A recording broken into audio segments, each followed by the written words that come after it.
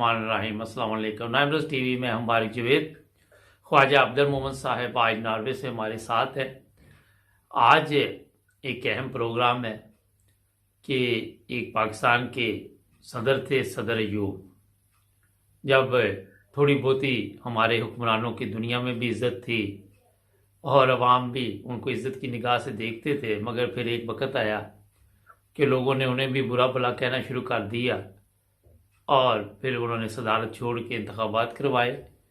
तो इसी सिलसिले में एक पुरानी याद ख्वाजा साहब के पास है, तो मैंने कहा उन्हीं से पूछते हैं। जी अस्सलाम वालेकुम। वालेकुम सलाम रहमतुल्लाहि व बरकातहू। हाँ जी, क्या हाल है? जवेद साहब, अल्लाह का शुक्र है, आपकी बहुत मेहरबानी कि आपने मुझे फिर मौका दिया है। इससे पहले मैं 18 किस्तें जो है वो उसकी इंटरव्यू की कर चुका हूँ। जी। तो आज मैं ये भी मैं शायद हो सकता है एक या दो ये भी बन जाए। अच्छा। तो मैंने ये बताना था कि मैं 1960 में समझे मेरी वो 16 साल उम्र थी। मैं भी गया हुआ था, अभी खुदाम में किया था जी। तो वहां पर सदर अयूब साहब जो थे वो इंतखाबी दौरे के लिए दौरा कर रहे थे, तो उन्होंने चिन्नौर जलसा करना था जी। तो उससे पहले वो रब्वा स्टेशन पर रुके। जी। तो रब्वा के दोस्त भी इस इस्तकबाल के लिए गए थे। बहुत सारे बुजुर्ग थे जो वहां खड़े थे, उनमें से मौलाना अबुल ताज साहब जो थे वो गुफ्तगू कर रहे थे सदर अयूब साहब से। अच्छा। और उनके साथ कुछ और भी बुजुर्ग थे जिनका मुझे नाम याद नहीं। अब कुछ तस्वीर जो मेरे पास पहुंची है जी। उसको देख के मुझे वो याद आया कि मैं भी उस मौके पे था। अच्छा। जो तस्वीर वो मैंने अपनी फेसबुक में भी लगाई है। जी, हम भी लगा देंगे बैकग्राउंड पे ना। अच्छा, तो उसके बाद बल्कि मुझे लंदन से मेरे एक दोस्त ने एक और तस्वीर भेजी जी। जिस पर लिखा हुआ था कि सदर अयूब जो है वो 1960 में रब्बा स्टेशन पर रुके हैं अपने इंतखाबी जी। दौरा के लिए। तो बहरहाल उन्होंने उनकी कुछ बातें हुई, उन्होंने हालचाल पूछा। जी। तो इतना मुझे याद है कि सदर अयूब साहब ने ये मौलवी साहब से पूछा था कि हजरत साहब का क्या हाल है, उनकी सेहत कैसी है। अच्छा। उन दोनों में हजूर बीमार रहते थे जी। तो स्पेशल उन्होंने हजूर की तमारदली की हाल पूछा, तो फिर मौसा ने बताया। जी। तो मतलब कि ये भी उनमें बड़ी खूबी थी जी। कि उस जमाने में ये लोग, उनका ज़हन साफ था और इनका जो दौर था सदर अयूब साहब का बड़ा अच्छा दौर रहा है। जी, थोड़ा बताएं इनके उसके जमाने में उनके बारे में थोड़ा बताइए प्लीज। हाँ, उनका जो दौर था वो मतलब कि बड़ा अच्छा दौर था। उनमें उस वक्त कसरत से एमडी जो थे ऑफिसर थे वहाँ फौज में भी। जी। उनके इक्तिसादी मशीर थे एम अहमद। जी। तो वो उनकी वजह से वो मतलब उन्होंने अपने वहाँ इक्तिसादी इत्तेहादियात को बहुत मजबूत कर दिया था। उस जमाने में जर्मनी ने पाकिस्तान से कर्जा मांगा था। जी बिल्कुल। कितनी मतलब पाकिस्तानी इक्तिसादी जो हालत थी मजबूत थी। जी। तो वो डैम वाला जो बनाए हैं वहां पर कुछ जो थे गलबन मंगला डैम था या दरवेला डैम था, तो वो भी एक कटिंग पड़ी हुई है वहां इसमें यूट्यूब वगैरह में, जिसमें उन्होंने अहमद की बड़ी तारीफ की है। आपको आइंदा नस्लें याद रखेंगी, बड़ा आपका एहसान है कि आपने अपने मतलब के ये जो 2 डैम बनाए हैं तो इसमें आपका बहुत बड़ा हाथ है। जी। तो वो भी किसी वक्त मैं आपको भेजूंगा, वो लगाए वहां पर ताकि दुनिया को पता चले। जरूर। अच्छा, ये हाँ ख्वाजा साहब ये बताइए कि आपने जिस तरह फरमाया कि पाकिस्तान को बड़ी इज्जत की निगाह से देखा जाता था और एक मकाम था पाकिस्तानी अवाम का, तो सदर अयूब जो थे वो वैसे अवाम के साथ उनका रवैया कैसा था? नहीं, वहां के साथ तो उनका बहुत अच्छा रवैया था। अपने उन्होंने ज्यादा उस वक्त जब तक वो प्रेशर में नहीं आए मौलवी शौलियों के, जी। और उस वक्त तक तो बड़े कामयाब रहे हैं। बाद में फिर थोड़ा उन्होंने मौलवियों ने प्रेशर डालना शुरू कर दिया कि जो भी आता है उसको, जो अच्छा काम करने लगता है उसको फिर ये कहने शुरू कर देते ये कादियानी है, ये अहमदी है, ये। जी। लेकिन बहरहाल उस सदर अयूब का दौर एक सुनहरी दौर था। तो बहरहाल उसमें उनमें बड़ी खूबी थी। जी तो वो दौर अब दोबारा फिर नहीं वापस आया इस किस्म का। जो अमेरिका गए तो इतनी उनका इस्तकबाल हुआ वहां पर सदर यूब का जी कि आज कौन पूछता है। हाँ खुद वो सारी उनकी कबीना आई और उनको अपनी सलामी दी गई, और इतना वो भी वीडियो आपने देखी होगी वहाँ, जी वो जी। भी यूट्यूब में पड़ी हुई है। अच्छा ख्वाजा साहब, जी जी आपकी उम्र 16 साल थी उस वक्त। उस वक्त भी ये जी जी खाने जी। पीने की चीजों में मसाइल थे, मिलावट थी, किल्लत थी, अंडरग्राउंड कर देते थे चीजें, या सदर यूब का कंट्रोल था उस वक्त लोगों पे और ये ताजर बहुत बरादरी बहुत पे? कंट्रोल था अच्छा उस जमाने में, बड़ा कंट्रोल था, बड़ा कंट्रोल था। और अपने उस वक्त ऐसी कोई बहुत कम शिकायत थी ऐसी। ये तो बाद में ही सारा कुछ हुआ, जब से इन्होंने ये अपने 1974 में ये कारनामा किया है भुट्टो साहब ने और फिर जिया साहब ने, जी कि वो मजहब का कार्ड इस्तेमाल करके अपनी कुर्सी मजबूत करने की कोशिश की। उसके बाद ही सवाल आया पाकिस्तान में। अब तक पाकिस्तान जो है, आपको पता है कि क्या हालात है पाकिस्तान के, बिल्कुल ऐसे ही है। उसके अच्छा सब सवाल पर जी रहे हैं। आपके इल्म में होगा कि कहते हैं कि सदर यूब को एंड पे अवाम बुरा भला मौलवियों वगैरह किसी ने इस्तेमाल किया लोगों को, तो उन्होंने कहना शुरू किया था ना? हाँ वो ऐसे ही वो अपने ये जो मतलब है कि उसने ये भुट्टो पे ही आगे लेके सदर यूं भी लाया था, बाद में यही उसके खिलाफ हो गया और ये अपने उसको जलील करने की कोशिश की। तो उसने उसमें शराफत ही आराम से वो एक तरफ हो गए और उन्होंने कहा कि ठीक है, फिर अगर तुमने मेरे जो एहसान का यही बदला देना तो ठीक है, फिर संभालो। लेकिन उसके बाद तो पाकिस्तान संभल नहीं सका।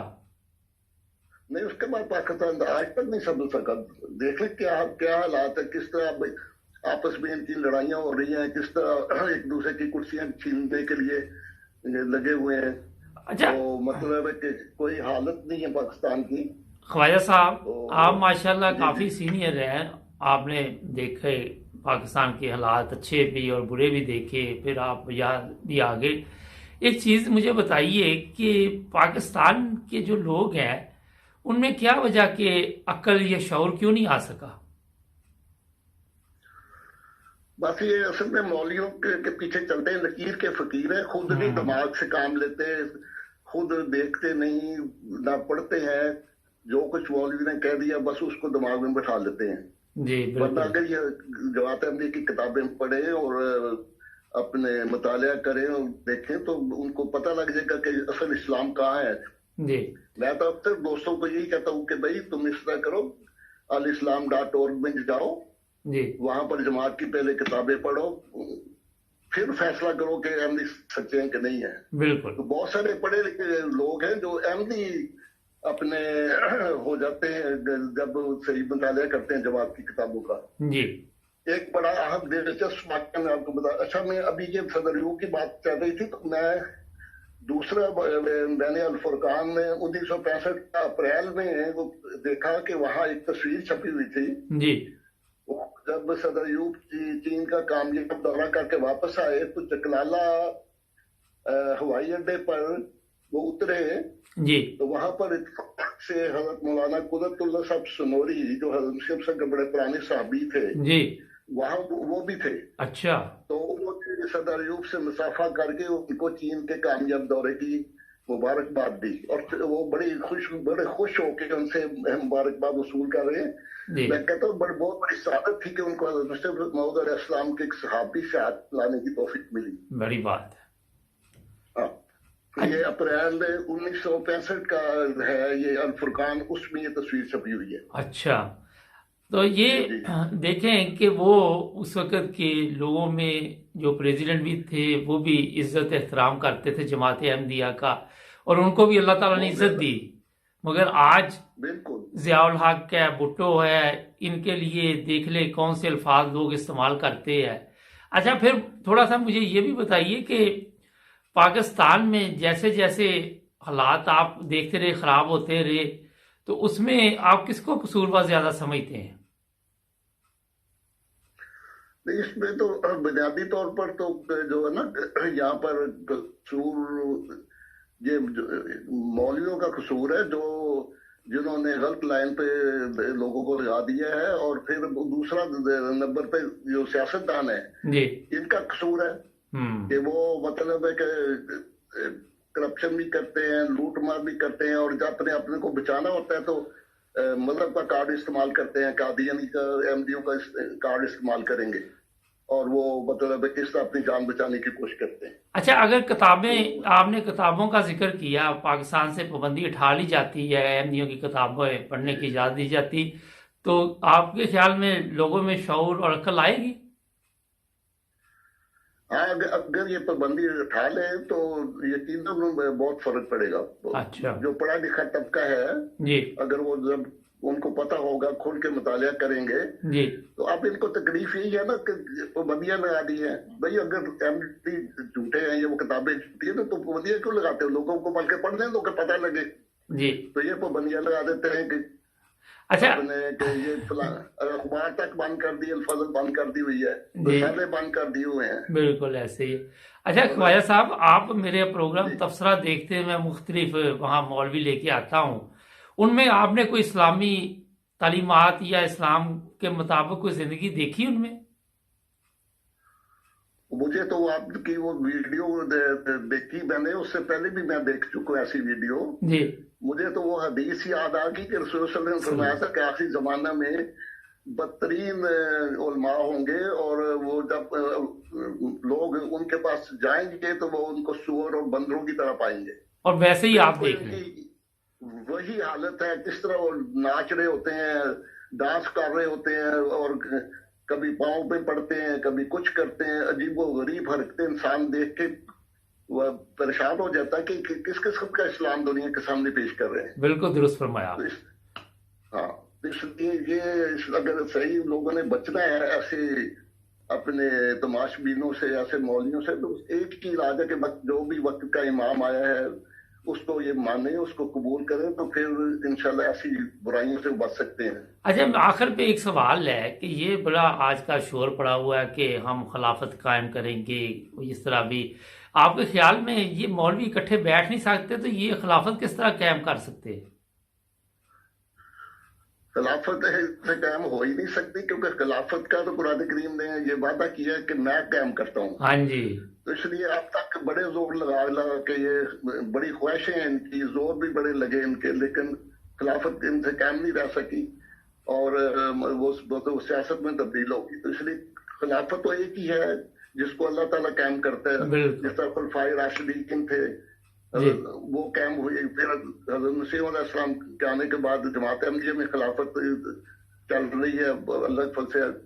तो हर मतलब कि वो खुदा ताला जिस कुरान करीम में अल्लाह ताला फरमाता है कि मैं खिलाफत को कायम करता हूं, जिसको बनने का खिलाफत बना सकते, वो भी हर सकते, लेकिन ऐसे ही है। अब उन्होंने शोर डाला हुआ है कि वो उस पे क्या नाम है, ये गूगल किया तो वहां पर खलीफ। अच्छा, ये है कि टाइम खत्म हो गया ख्वाजा साहब ये प्रोग्राम का, तो आपका बहुत शुक्रिया। अगले प्रोग्राम में नाज़रीन फिर मिलेंगे। जुड़े रहे नाइम रोज़ टीवी के साथ, और सब्सक्राइब करना मत भूलें। अल्लाह हाफिज।